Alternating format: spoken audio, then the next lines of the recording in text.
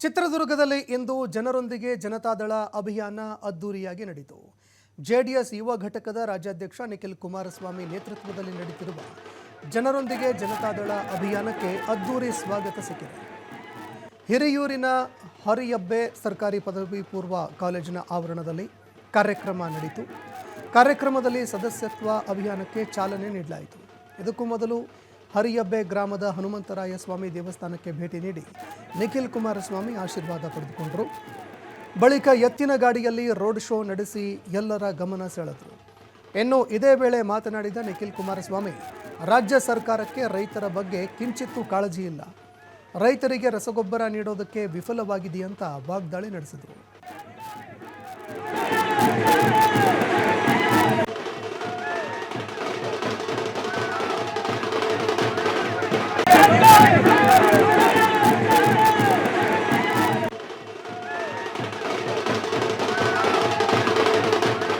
ರಾಜ್ಯ ಸರ್ಕಾರಕ್ಕೆ ರೈತರ ಬಗ್ಗೆ ಕಿಂಚಿತ್ತು ಕಾಳಜಿ ಇಲ್ಲ, ಕಿಂಚಿತ್ತು ಅವ್ರ ಬಗ್ಗೆ ಆಲೋಚನೆ ಮಾಡ್ತಕ್ಕಂಥದ್ದನ್ನ ಅವರು ಮಾಡ್ತಾ ಇಲ್ಲ ಅಂತಕ್ಕಂಥದಕ್ಕೆ ಒಂದು ಸಣ್ಣ ನಿದರ್ಶನ.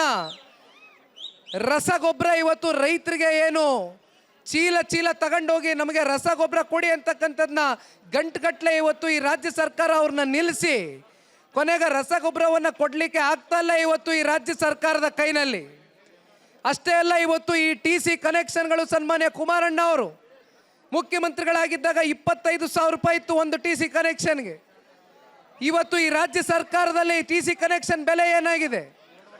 2.5 ಇಂದ 3 ಲಕ್ಷ, ಎಷ್ಟು ದುಪ್ಪಟ್ಟಾಗಿದೆ. ಇವತ್ತು ರೈತರು ಇವತ್ತು ಬದುಕ್ತಕ್ಕಂಥದ್ದಕ್ಕೆ ಎಂಥ ಸಂಕಷ್ಟದ ದಿನಗಳನ್ನ ಇವತ್ತು ಕಾಂಗ್ರೆಸ್ನ ಈ ಒಂದು ಆಡಳಿತದಲ್ಲಿ ಎದುರಿಸ್ತಾ ಇದ್ದಾರೆ ಅಂತಕ್ಕಂಥದ್ದನ್ನ ನಾವೆಲ್ಲ ನೋಡ್ತಾ ಇದ್ದೇವಣ್ಣ.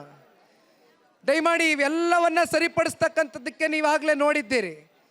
ಸನ್ಮಾನ್ಯ ಕುಮಾರಣ್ಣವರು ಒಮ್ಮೆ ಅಲ್ಲ 2 ಬಾರಿ ಈ ರಾಜ್ಯದ ಮುಖ್ಯಮಂತ್ರಿಗಳಾದಾಗ, ಅದರಲ್ಲೂ 2ನೇ ಬಾರಿ ಮುಖ್ಯಮಂತ್ರಿಗಳಾದಂಥ ಸಂದರ್ಭದಲ್ಲಿ 2013 ಹಾಗೂ 2018ರಲ್ಲಿ ಇದೇ ಕಾಂಗ್ರೆಸ್ನ ಆಡಳಿತ ಇತ್ತು. ಇಂದಿನ ಮುಖ್ಯಮಂತ್ರಿಗಳೇ ಅಂದು ಮುಖ್ಯಮಂತ್ರಿಗಳಾಗಿದ್ದರು. ಸಾಕಷ್ಟು ಆತ್ಮಹತ್ಯೆಗಳ ಪ್ರಕರಣ, ರೈತಾಪಿ ವರ್ಗ ನೇಣಿಗೆ ಶರಣಾಗಿರ್ತಕ್ಕಂಥದ್ದು ಸಾಕಷ್ಟು ನಾವು ನೋಡಿದ್ವು. ಆ ಸಂದರ್ಭದಲ್ಲಿ ಸನ್ಮಾನ್ಯ ಕುಮಾರಣ್ಣ ಅವರು ಒಂದು ಮಾತನ್ನ ಕೊಟ್ಟರು, ಸಂಪೂರ್ಣವಾಗಿ ರೈತರ ಸಾಲ ಮನ್ನಾ ಮಾಡ್ತೇನೆ, ಒಮ್ಮೆ ನಮಗೆ ಸಂಪೂರ್ಣ ಬಹುಮತದ ಆಶೀರ್ವಾದವನ್ನು ಮಾಡಿ ಒಂದು ಸರ್ಕಾರವನ್ನು ಕೊಡಿ ಅಂತ ಕನ್ನಡ ನಾಡಿನ ಜನತೆಗೆ ಸನ್ಮಾನ್ಯ ಕುಮಾರಣ್ಣ ಅವರು ಕೇಳ್ಕೊಂಡ್ರು. ಆದರೆ ನಮಗೆ 100